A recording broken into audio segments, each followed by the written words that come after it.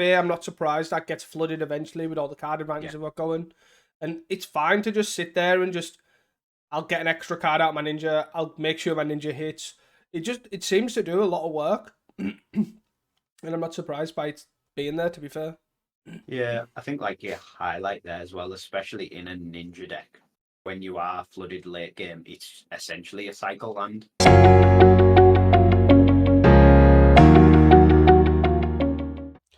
Hi guys, welcome back to Casting Commons, the show where we talk and discuss all things Pauper. I am your host Teasdale, and this is my co-host, the Jester's Cap himself, Reese.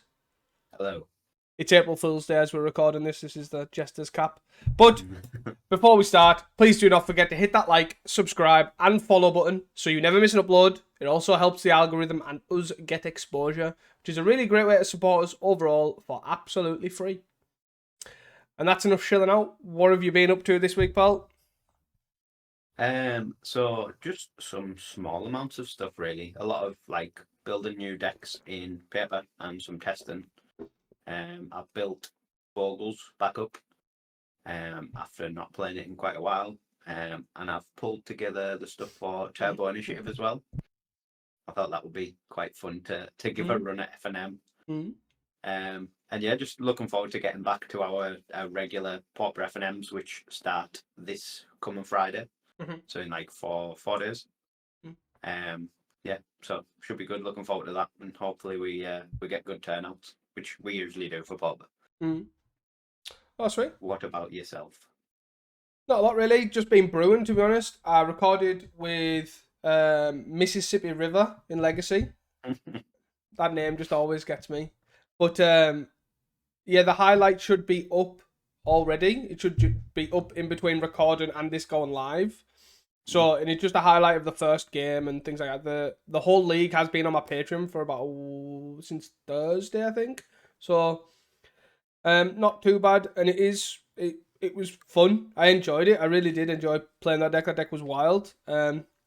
Spoilers, I did manage to do a good league and trophy with it as well. The deck was so fun, but not enough for the grief and force of will players. They still could not beat the Maelstrom Wanderer and the Apex Devastator. It was too much for them. That is for sure. But back to Pauper, I've been brewing a lot, to be fair. I felt like I've missed a lot of brews and like missed a lot of like trying new things. So I've updated Pili Pala combo is a list I've updated. So the actual fact the combo is mono green. So like obviously you only need the cultivation card. So you can literally put it in any colour combination you want. That's obviously green X. So my first initial response was put it in a Mogwart shell. But like, why not?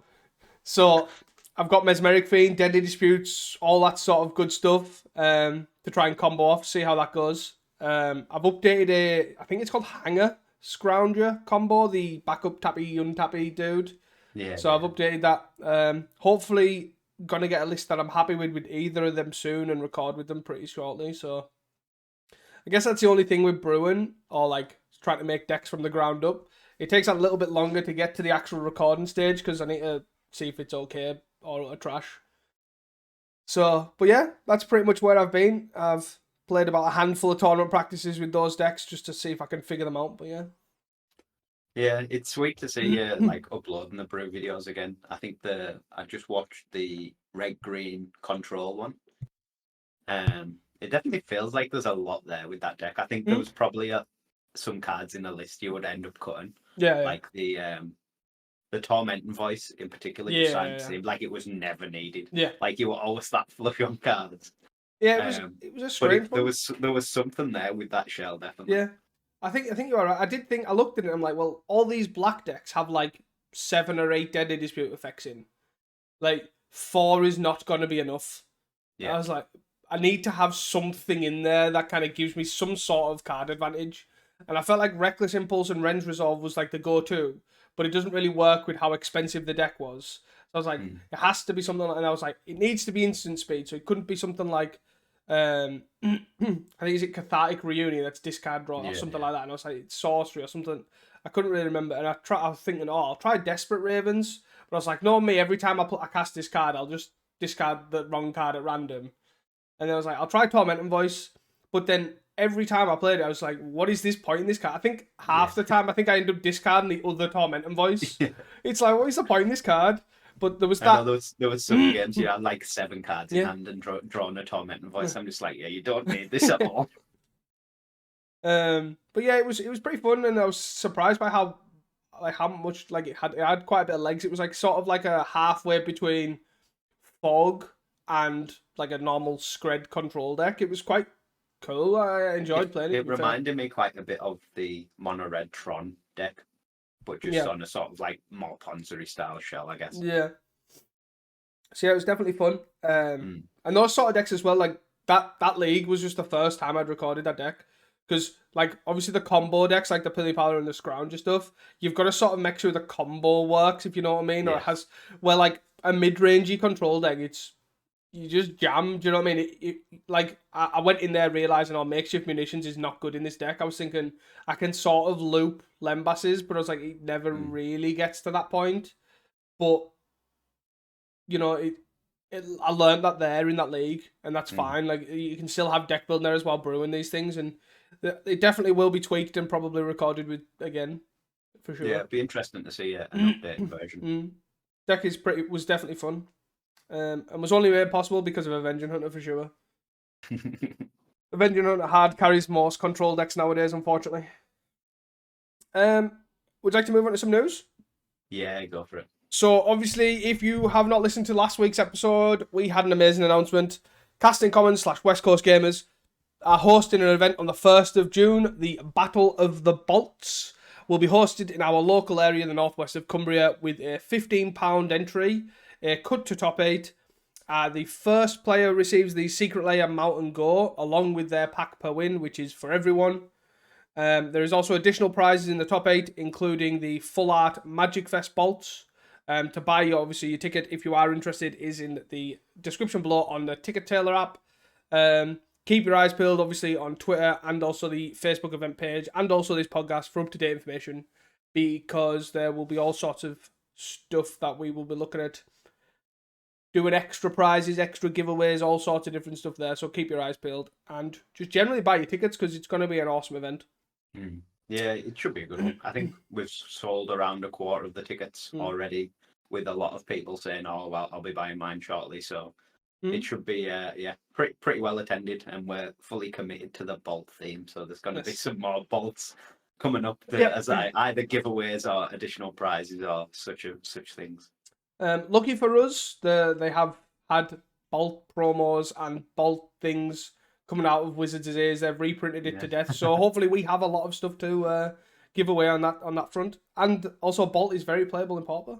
And most other formats too, so we're always a bonus there. Next news is, I don't generally tend to highlight these because the different counties do their own leagues. So like Newcastle does their own league, Nottingham does their own league, all that sort of stuff.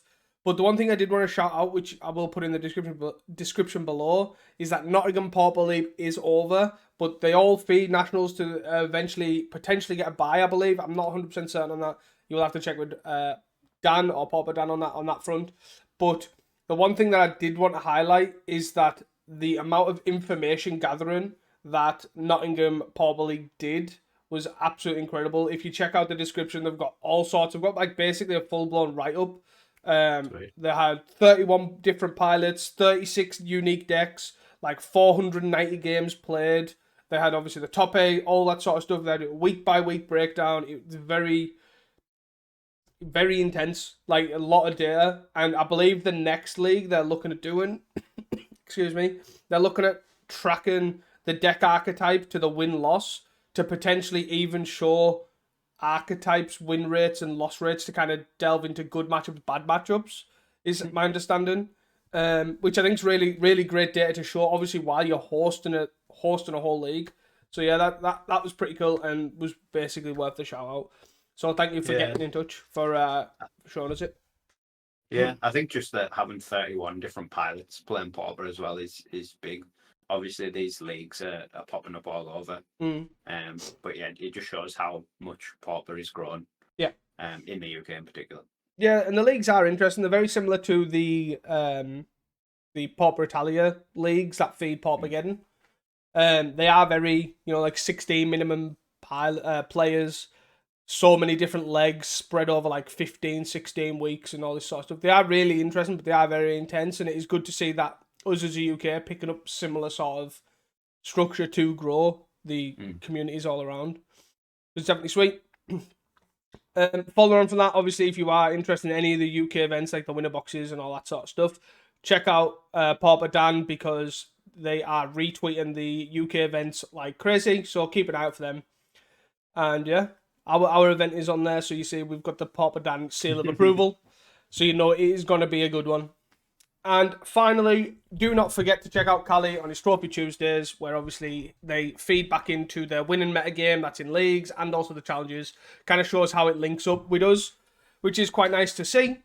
And yeah, that's pretty much it. Check all that stuff out. Anyways, back onto the stuff that we are all here for, and it is the challenge metagames. And we are back to normal. There's no backlog, there's no nothing. We are here. Do you want to kick it off? The first one we've got is the Saturday the 30th of March, which was 60 players. First place was Blue Black Control, second place was Blue Black Fair, and third place was Blue Black Fair. Fourth place was Cult Dotha, fifth was Jeskai Wildfire, sixth was Jeskai Glitters, seventh was Blue Red Fair, and eighth was Cycle Storm, with the two near misses.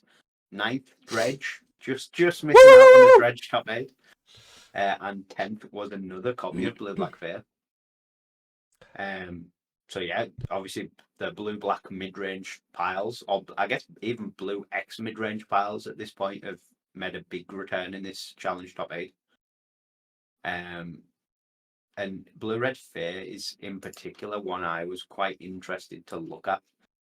Because it's not just Blue Red Scred with 4 spell stutter sprites in.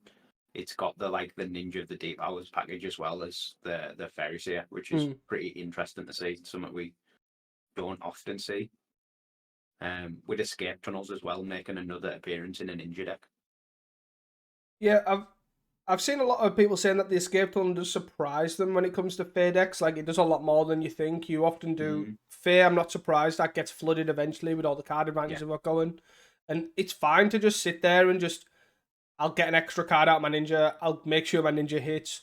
It seems to do a lot of work. And I'm not surprised by it being there, to be fair. Yeah, I think you highlight there as well, especially in a Ninja deck. When you are flooded late game, it's essentially a cycle land. With possibly slightly better upsides. But yeah, it's cool. It's cool to see it picking up a bit. Yeah, definitely.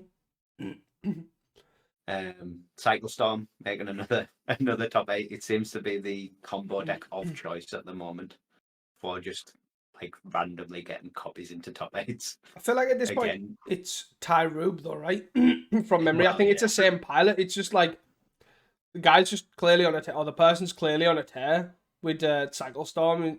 It's not new. It's not anything different. Yeah. It's not got out. It's just doing what it's doing, and he's playing it really well. They are playing it really well. Sorry. So, yeah, it's a sweet one to always see. It's such an interesting deck that, to exist in Pauper, it can do some pretty powerful things. But yeah, just hasn't had any new tools for literally forever. I think Ixalan might even be the closest to a new card it's got, but still can just compete at the top end of the metagame, which is really quite impressive. Yeah. 100%, and I think I don't actually think it's got the last new tech I seen for this deck was it the Repository Scab edition, where it added that in to sacrifice itself for the Reaping the Graves, and that was must have been 9-10 months ago, if not longer. It's been a long time since it's had anything new and spicy and all that sort of stuff, and yeah, it definitely still seems to be just doing really well, and the pilot of choice is definitely on a tear. For sure. You can't even be mad at it either. Every time you die to Cycle Storm, if I die, okay. You got your one in whatever game or whatever, you died turn 2, but this deck's surprisingly strong and Pilot's incredible with it. Keep it up. And then the last thing that I want to mention on this is the Jeskai Glitters, that I believe was 6th place. Not going down the same path as we've seen Blue White and then Boros Splitters go down last week, which is stacking on inspectors. This one only runs 3 Thraben Inspector, and that's sort of it for that package. Which is definitely an interesting way to take it. I sort of expected Jeskai to go down a similar way, just go heavier on white red and splash the Thoughtcast. But interestingly, it doesn't seem to have gone that way, and he's still sticking on Frogmites. Yeah, I think I'm not 100% certain. I'm just trying to check now that I think this list, right?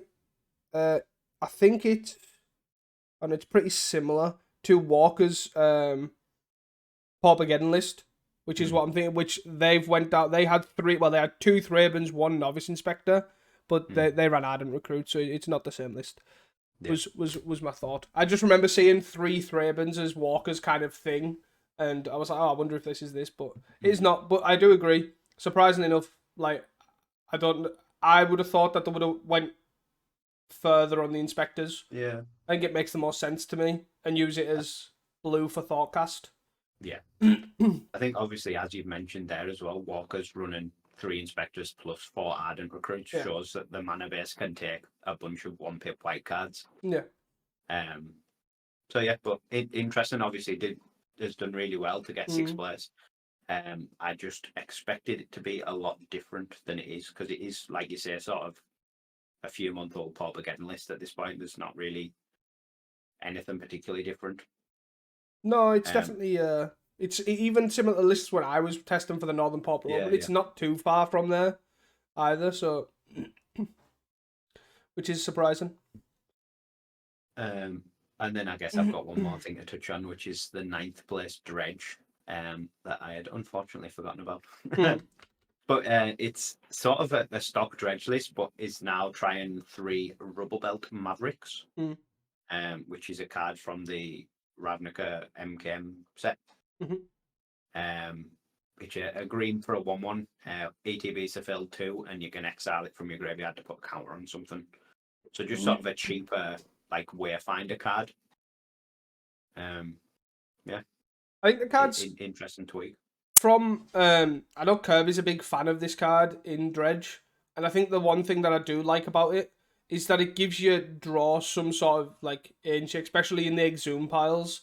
Like, it makes, if you don't have Exhume in your opening hand, getting like things like that, like Exhume or these powerful cards, like, you know, your 2-mana guys or all that sort of stuff that you want to find early.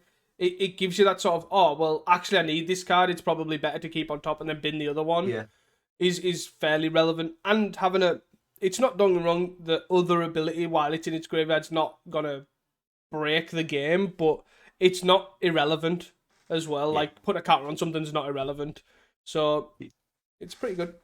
I guess, like you say there, the choice is definitely the big part of that. The Maya Triton, which it replaced, obviously is a better body and a better defensive body, but obviously doesn't give you that choice.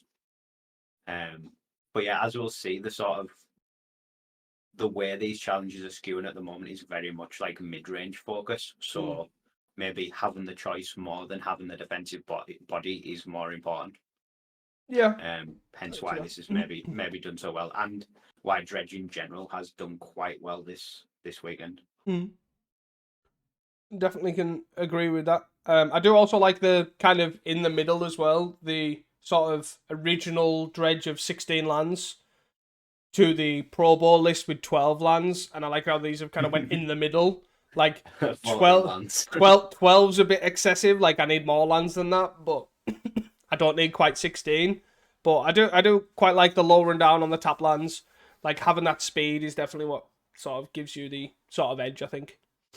Yeah, I think obviously the Ent and the Troll do a huge amount of lifting in Dredge to, like, pull the mana base together. Yeah. But yeah, 14 lands, especially with the 6 forests, means the 1-drop is more often going to be played on 1 as well, or at least consistently on 2 with a tap land, which is sort of good enough. Yeah, I also like the way they've seemed to have slowly adapted and not 100% flashback sideboard. Like, this sideboard has 3 cards that can't don't have flashback. It has a Bog and 2 Drowning Sorrows, but I still think it's sort of like, given those cards like are really strong in certain matchups, like it's pretty nice to have access to those things. We have seen to even further extent of having like 4 Drowning Sorrows and things like that. So it's pretty nice to see that them sort of experiment the sideboard, even with 2 rare revelations as well. Them uncastable cards that you can't cast if they're in your hand. Pretty nice. Yeah, I guess the main thing I wanted to obviously, which we've sort of touched on, like obviously blue decks have sort of on a tear. Like it has obviously been mainly blue black, but obviously the blue X decks have just been dominating this sort of league, which is pretty nice. And it's nice that it's kind of not all the same deck as such, which is quite like, obviously most of them are fairy based, which I guess if mid-range is king and all that sort of stuff, like Spell Stutter Sprite will always reign supreme. Card's still strong and card will be strong for a while, but it's still pretty cool to see. Like obviously these decks do well and still change a little bit. Obviously, as we've mentioned, some run an escape tunnel, some not run an escape tunnel. Lists are still a bit up and down. Some were running last week, running Moonsaga Hacker. Some they don't seem to be running that at all this week. It's pretty nice. And obviously the tech choices like Behold the Multiverse in one of the lists, Suffocating Fumes in another, right? That sort of thing. It's pretty nice to show that how they're slowly changing still to adapt to the metagame. I think, is it both or just the one? Yeah, one's running a Chainers and one's running, an Extractor Confession, which is pretty nice. So I think that card does quite a lot of heavy lifting in like the Glitters matchup, making sure that they definitely sacrifice the Glitters card, or again with Bogles as well. Which is pretty cool. Nice to see like the blue-black control deck as well make a comeback. The deck literally fell off the map along with like blue-black Terror and things like that. But it's nice that it's obviously started to make a comeback. I think especially like as you're saying with blue-black being so well positioned in the control deck, like the Spell Stutter's not that good against it because the cards you care about are like Terrors and Murmur Mystics and Thorns, which Spell Stutter just can't really counter very easily. Yeah. So it's definitely sweet, and I'm not surprised that it ended up winning the whole thing because, you know, obviously all its creatures, all its removal is all lined up quite well against these sort of mid-rangey piles or mid-rangey control piles. And nice to see that that's also rocking the Extractor Confession as well, for sure. But other than that, nothing too out of the ordinary for that deck. Just usual slots for what they expect, like Fangs and Decay and Agony Warp and things like that. Which is sweet to see, for sure. I guess we best touch on the Kuldotha, right? Kuldotha sort of fell off. Just it's just regular Kuldotha.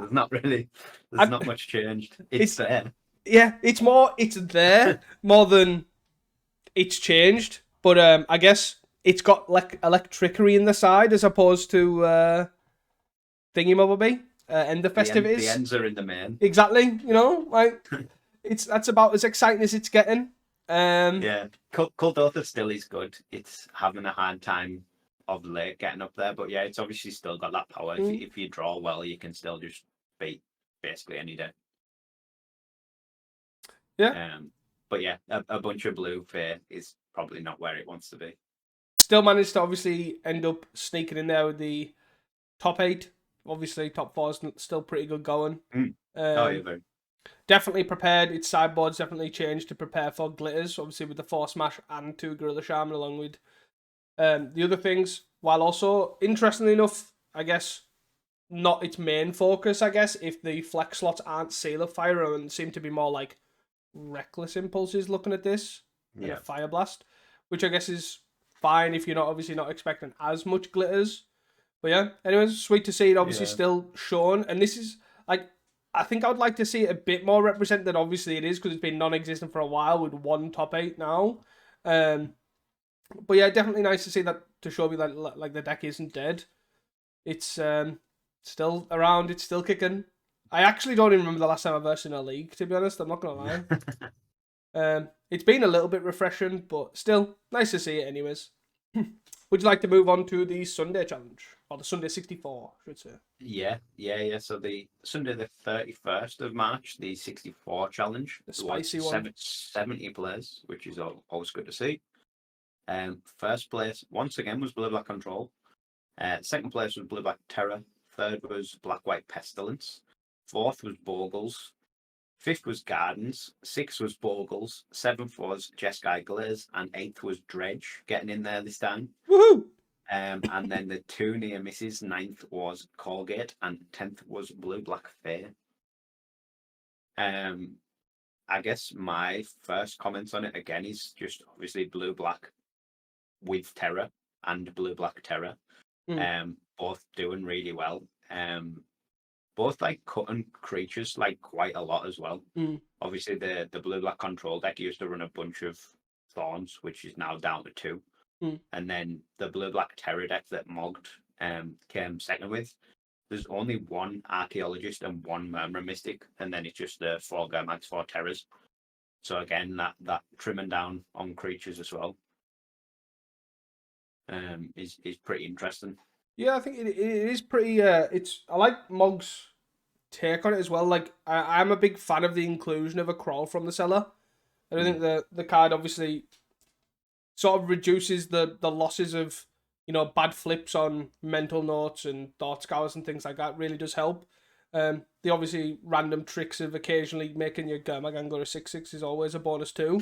But it also gives, what I also do like about this list is the fact that it turns on the crawl. The way they've got 1/1 split in the Phalagi and the Murmur Mystic, the crawl gets a little bit better because some matchups, Murmur Mystic is probably the best creature you've got going. Yeah. And if you accidentally mill that card, the crawl means it's the second Phalagi, it's a second Murmur Mystic in that sense, while also still being the 5th, or I guess 9th Terror with Terror and Gurmag, which is really sweet to see. I guess other than that, the list's fairly stock. Excuse me. The cast down and stuff like that and the snuff outs, I guess it's nice to have access to some hard removal with cast down, because originally the sort of way to beat Terror at one point was I just have a black threat and they have 0 ways to kill it. So this definitely helps the one-off cast down, and it definitely is a sweet list, and there's nothing really too mental out of the Mogged list for sure, but just these little changes definitely seem to make Terror a little bit better, or Blue-Black Terror, which is nice to see. Bogles, multiple copies of Bogles in the top 8. We've been saying for a few weeks now like how good Bogles is at the moment, and again it's here, and it's here in multiple copies, which we haven't seen in a long time. Also, I guess spoilers is we haven't also seen the end of it as well. Like it is really well positioned right now, to be fair. Yeah, the list aren't particularly anything like revelationary. There's nothing that different about them. The more focused on the list we looked at last week, like up in the number of cartouches mainly in the main, just to play around those main deck edicts. But yeah, other than that, it's Bogles is just good at the moment. I guess the only interesting thing is the 4th place is that it's not main deck really, because there's not really, as you say, a revelation about it, is the gut shot in the side. It's like an old schoolish sort of thing against like Spell Stutter Sprite, and it's quite nice that they're making the nod based on obviously the Saturday challenge is making the nod. I need to prepare for that, but shows how I don't want to say not necessary, but not how it's still relevant but not completely irrelevant, is that the other one came 6th and obviously doesn't have that nod to spells to like the Spell Stutter Sprite decks. So definitely cool to see that they're doing well, for sure. As I'm a big Bogles advocate now after piling it once. Where do you want to go next? Do you want to leave 3rd place to last, since that's the spiciest thing going? Yeah, I guess I'll leave you a comment on that. My sort of final comments on this is obviously again showing how powerful Midrange is at the moment.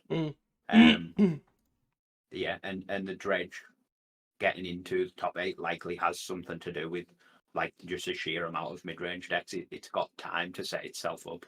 It's got time to execute its game plan.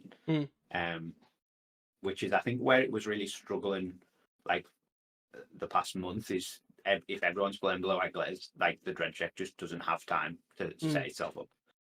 So yeah, interesting. Mid-range is a good place to be. Mid-range or Bogles. I guess the first thing I want to touch on before I move on to the third place deck is firstly Walker coming in 7th. The with Jeskai Glitters. I do think the Sunday, which spoiler they do end up top 8 again, is a slightly different list, but also the sideboard to me is really interesting in the Jeskai Glitters. So there's no Dust to Dust, there's no real, I want to say there's no actual hard artifact removal or anything like that. So that, but they've went for, as in they are slower. They've got Glinthawks, they've got Thrabans, Inspectors, and Ginger Brutes and stuff, but still opting to run 3 breath weapons in the side is quite nice. There's a core Skyfisher in there as well for if they need to go bigger, which is pretty cool. And 3 Sealer removals, which is sort of, I'm guessing, similar to Seal of Fire in the mirror, but also does a pretty good job. It seems pretty cool. I think the seals are you don't need Dust to Dust because you're just going to seal the glitters and you'll win with your glitters type thing. Yeah, it seems pretty good.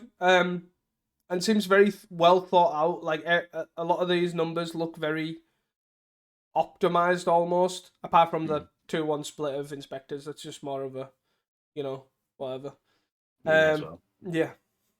So, but yeah, pretty cool. The last thing to touch on is obviously Nick Norman still on a tear with Gardens, but opting on, I think it was Wind Up Emma's list that top 8'd a few weeks back with the Red Splash. Changed a couple of sideboard cards, no shenanigans, but has got Pyroblast and Ancient Grudge, and from what I can tell on Twitter, they were very happy with the red. Lets them have some sort of fight against the blue decks, which there's a lot of them. So yeah, it seems a good place to be at the moment. Definitely seems a good place to be. And if I was to pick up, without testing any of these, if I was to pick up Gardens again, I'd probably be going on not necessarily this Gardens list because Campfire can absolutely do one, but but a red splash. But a red splash with Pyroblast is definitely seems like a key place to be for sure. Yeah. And then finally, Reddit is gonna have a field day. Third place, Probo's Black White Glitters. That is Black White Pestilence. Black White Glitters. Black White Pestilence. I got so excited there I was thinking about someone else. Black White Pestilence. There's no glitters. There's no glitters in the deck, sorry.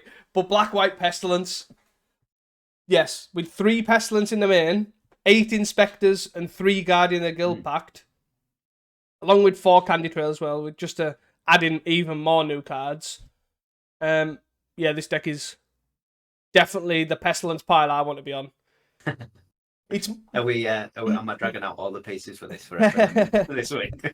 It's definitely it's more like a old school Black White Pestilence, like the Control Pestilence builds from of old, like with the Bondus ornaments and the no real creatures, and it's like Pestilence is literally a removal spell with Guardian and all that sort of stuff, as opposed to like there was like a core Skyfish rebuild that had a lot of mid-rangey stuff and then had Pestilence in there. It's definitely a control build, which is quite nice to see. Also find it really odd that there's 4 Sunlit Marsh and 0 Trolls. I just looked, I was like, oh, okay, there must be Troll in there, and there isn't. It's just not needed. It's just, I'll just have a black-white land. But obviously they turn on Snuff Out and things like that. It's obviously playing 2 defiles as well. Yeah. So you want swamps, like piles of swamps basically, and given you are on like plains, Radiant Fountains, Basilicas, you need to find space for swamps somewhere, I guess. Yeah, which is very interesting because obviously a lot of the Pestilence decks of old have like always been on like Scoured Barrens and things like that to obviously get that life gain difference for Pestilence. So it's even small things like your land choices is very new and exciting for these Pestilence players. We haven't seen a list like this in a while, so nice to see. Nothing. I think for me, just the 8 Inspectors continues to impress me by how many decks it just makes better. Like from White Weenie to Pestilence to Glitters, of all kinds of glitters. It's nuts just how much of a difference having 4 more Thraben Inspectors makes to a deck. Yeah. I don't think any of us would have ever guessed that looking at it when it was coming out. We were just like, oh, you'll just split them 2-2 or something. Yeah, you may occasionally run 5 or 6. Yeah. But it's just straight up just like, here's 8, here's 8, here's 8. Yeah, they're just, the card just does surprisingly so much for, well, basically every deck in Pauper, really. Which is quite good. And it's quite good, obviously, it allows decks like this. I I'm not upset about being peasants. I would hate if I versed it 5 leagues in a row, like 5 games in a row in a league, but Pestilence is fun to see every once in a while, and congrats for Probo. Like, again, changing things up. First of all, he worked on Dredge to put them down to 12 lands, and all that sort of stuff, and now we're here with Pestilence. But pretty sweet. That is pretty much all I've got to cover for the Pestilence pile and the whole top 10, to be fair.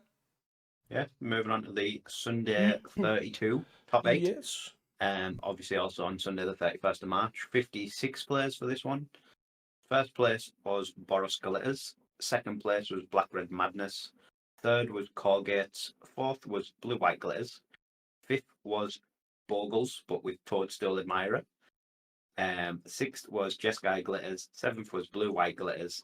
Eighth was Fams, and then the 2 near misses. Ninth was Ponza, another deck we haven't seen in quite a while, and 10th was Kuldotha.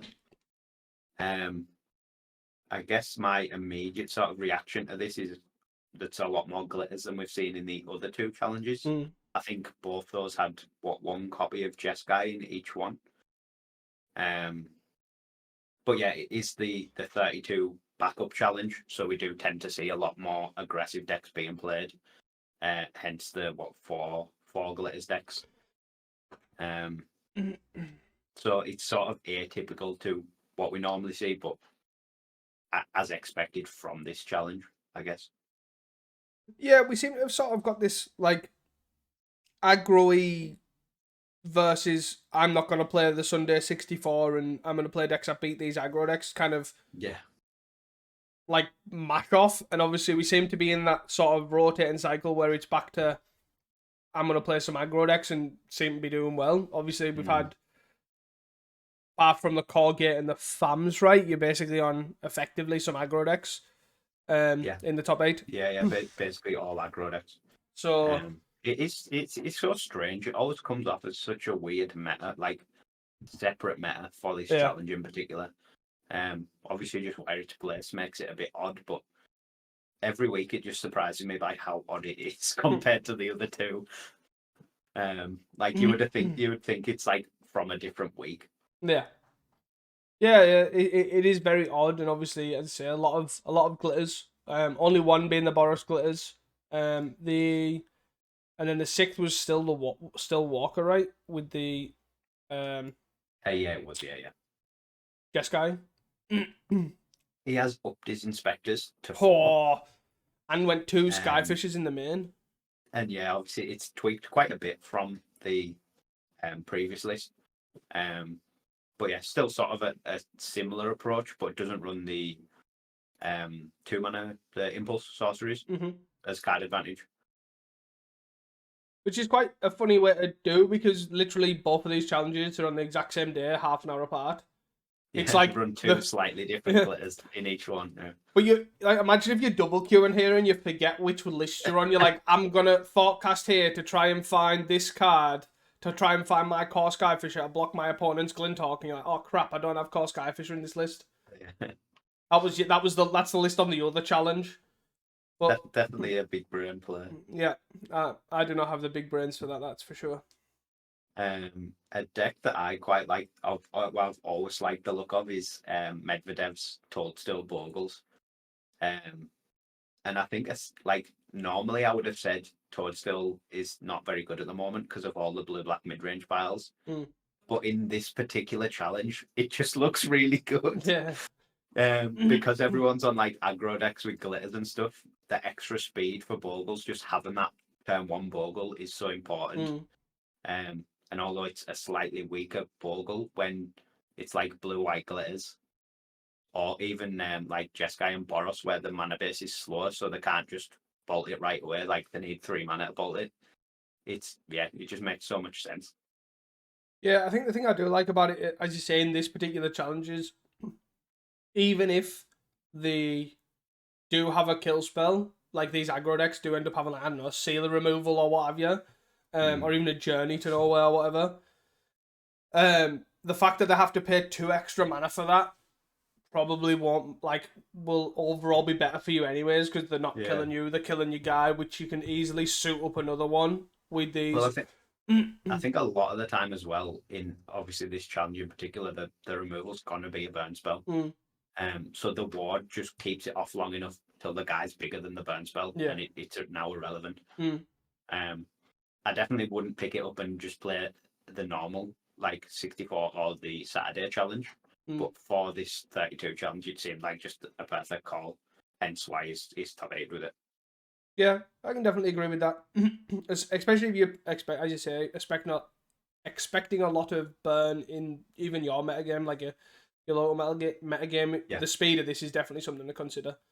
If it's a very blue light meta that you're playing in locally, and like lots of burn decks, like lightning bolt esque decks, I would give it a go because it's really sweet. It's a really cool card, and allows it to go even faster as well with the fact that they've got 4 glitters in as well, which is quite cool to see.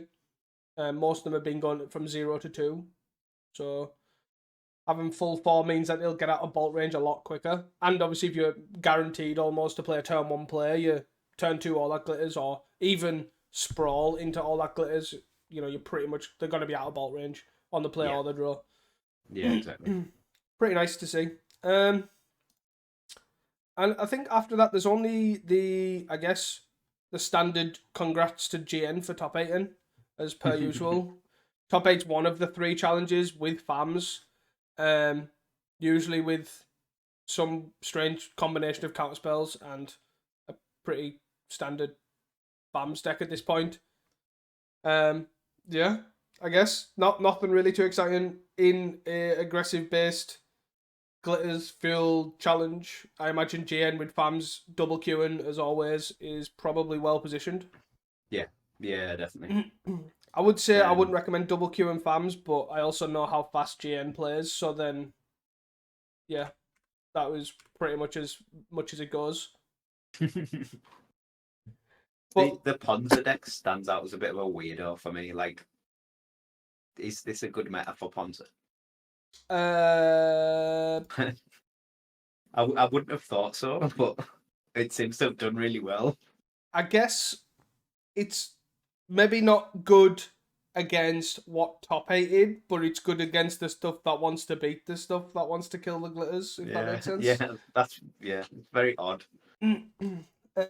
Definitely prepared for obviously glitters and red with obviously 4 breath weapons in the side, 2 casting the fire, 4 the glamours, and 2 shamans. Like, I think you're effectively... There's a lot of sideboard. Isn't there? You can arguably, you're probably not bringing in the weathers, I don't think, unless they're red based, but other than that, you've got basically 12 to maybe even 14 cards you are adding in against in this metagame. So I wouldn't say it's good against the field, but obviously being prepared for it is one thing, I guess. Being over prepared for it is also another thing. But yeah, I'm all about seeing Ponza occasionally. I don't mind losing to a bit of Ponza once in a while, but sweet to see, I guess. It wasn't Shadowrun, unfortunately. Decided to probably pick something else up. Were they on something else? They were not playing.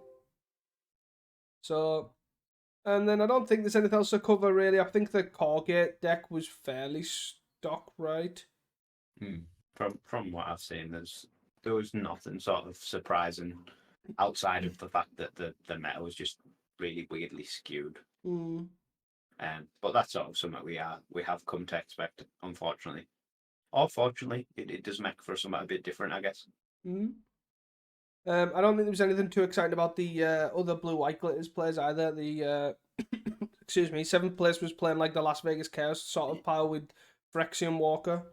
Yeah. The other one was looking the fairly... fourth was fairly stock as well. With a Cryptomancer in the board, I guess, is about as exciting as it gets. Woo! Yeah. 8 Inspectors is king, clearly. 8 Inspectors and Midrange is a good place to be. Unless you're in the Sunday 32, then just play Glaze. Yeah. Would you like to move on to shoutouts? Yeah, go for it. Shout out again to GN for top 8 again with FAMs. Eventually you will take home a win. It's all good. Top 4 is usually like your end goal, but you got to top 8 again. Congrats. Lenny with Dredge for the 9th and the 8th. Yeah. Sweet to see. Always nice to see and always nice to shout out some Dredge, especially with the rubble belt. Maverick dude. Yep. The Stitcher supplier at home. Honest. The mid-range beta. Yeah. Giving your set away to find a +1/+1 counter is what is making it broken.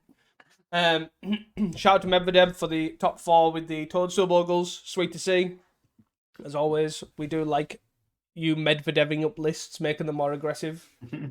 Shout out to Walker for the double top 8 with 2 different versions of glitters, but seriously, you need to be on 8 inspectors. Stop fighting it. Just accept it. Accept that you need.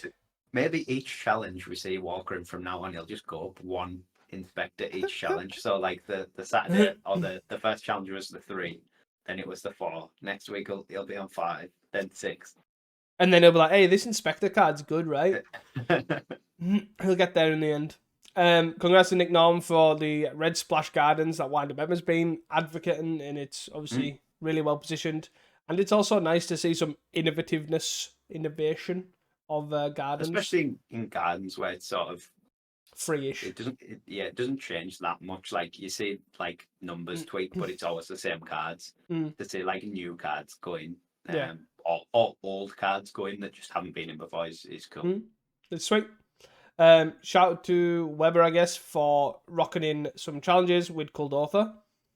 Fighting the good fight, I guess. Yeah. How times have changed.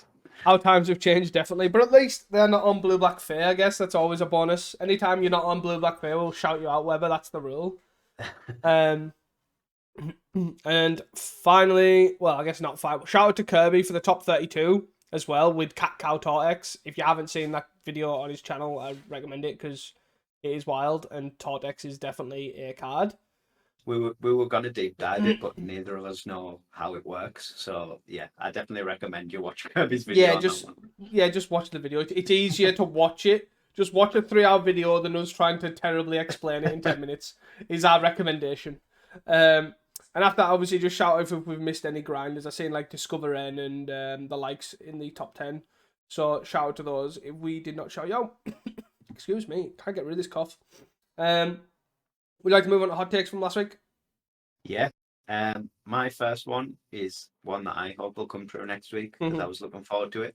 Was that Slivers would make an appearance in one of the top 8s after placing well at Geddon. Unfortunately, it did not, and I'm very sad about that. Me too. I do like a good Slivers. But my one was Blue-Red Scred will reappear next week due to the metagame, and clearly everyone disagreed with me and went Blue-Black instead. There was the Blue-Red Fair. It's like sort of a Screddy shell, but like more obviously slanted to Fair. But yeah, not the exact Blue-Red Scred deck, but Blue-Red.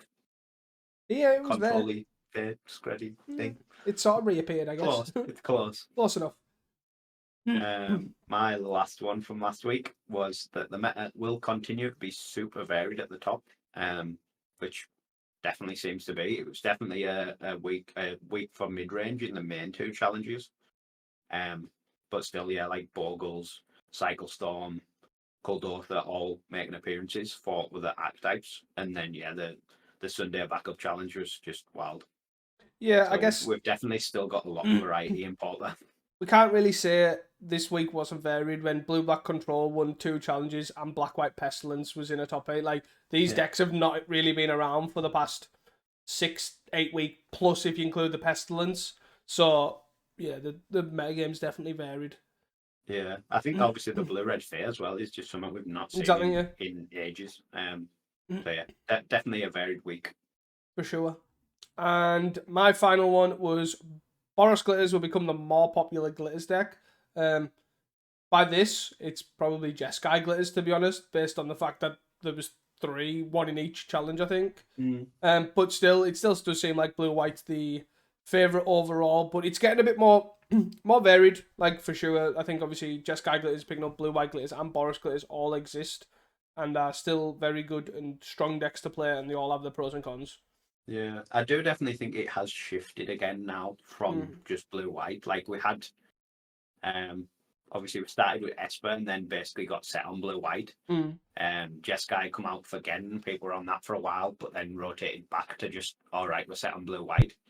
But now it does seem like we're back in that we can change this sort of area where Jeskai's seeing a bunch more play, but also Boros is picking up. Mm.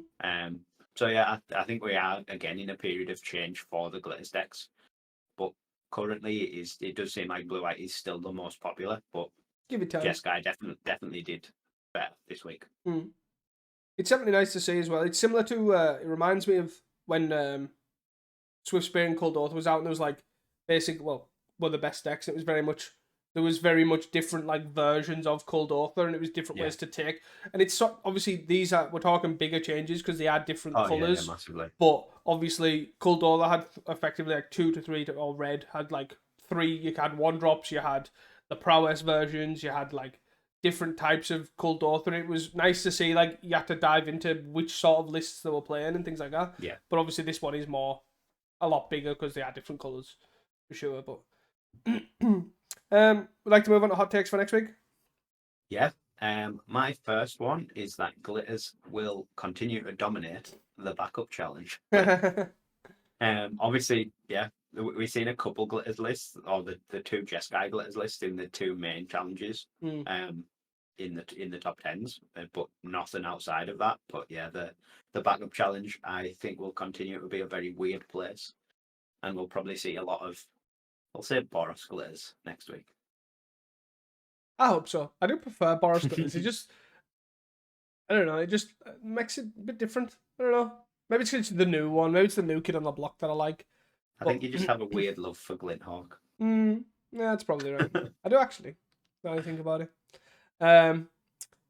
My hot take is Blue-Red Fable top 8 next week. Back-to-backs. That's what I'm hoping for. Just hope people pick it up. Yeah, it's not surprising. It is a sweet looking deck, so I imagine people will try it, especially after it doing well this week. My last one for next week is that more combo decks will start to rise to the top, basically to beat up on all the mid-range piles that are now rising to the top from beating up on all the aggro piles. Yeah, cyclical metagame. Yes, which is always a good sign of a healthy metagame. Yeah. So it's very nice to see. Mine's also in a similar vein of that, but basically an unorthodox combo deck will win next week. I am counting Poison Storm as unorthodox, just FYI. Just to throw it out there. It's unorthodox to see it winning, so yes. I'll give you that. Like if Mogwarts won, like I'm not there. That, you know, it's Hamuda's done it enough. It's basically just a combo deck in the metagame. Fams as well, but let's be honest, Fams isn't going to win anyways because, you know, Jane can only top 4. So, like... Jesus. So that's where we're at. And it's also more like a control deck with a infinite life gain thing in the side. But, you know, anyways, unorthodox. I'm going for Poison Storm next week. I don't know why. I guess also to touch on point, I've seen a lot of Mardu Gates doing quite well in leagues. So they've basically sacked off the Navigator's Compass Deadly Dispute stuff out of Mardu Synth. And they're effectively the same sort of deck now, just without those. Yeah. And it's nice to see that sort of do quite well. So I would not be surprised if someone decides to make the plunge and run Mardu Gates in a challenge. It would be sweet to see like the gate piles of like last year make a comeback, because we have just sort of, again, similar to the Glitters, just everyone's audible to call gate and just not really changed it. Whereas we used to have all sort of gates piles like 4-color, 3-color, Naya gates, Mardu gates. But they do just seem to have dropped off. So yeah, a rise in it getting seen in leagues is definitely positive. For sure. That's what I hope we do just get some more innovation on gates for sure, because core gate is boring. Are you changing your hot take to no Mardu Gates? No, just a note that I think Mardu Gates is actually is a sweet deck, and I hope we do see it in the challenges next week. I will be looking out for it. Yeah. So that all for this week? Yeah, I'm good. Thank you all for listening. If you have enjoyed this podcast, please do not forget to share it with your friends, your family, your local Pauper community, and your something. I need to have one. I need to have one on tap, but I just didn't. Sorry, I failed you. I've let you all down. Anyways, that is all from us at Casting Commons, and until next time, please do not forget to stay hydrated. Peace. Bye.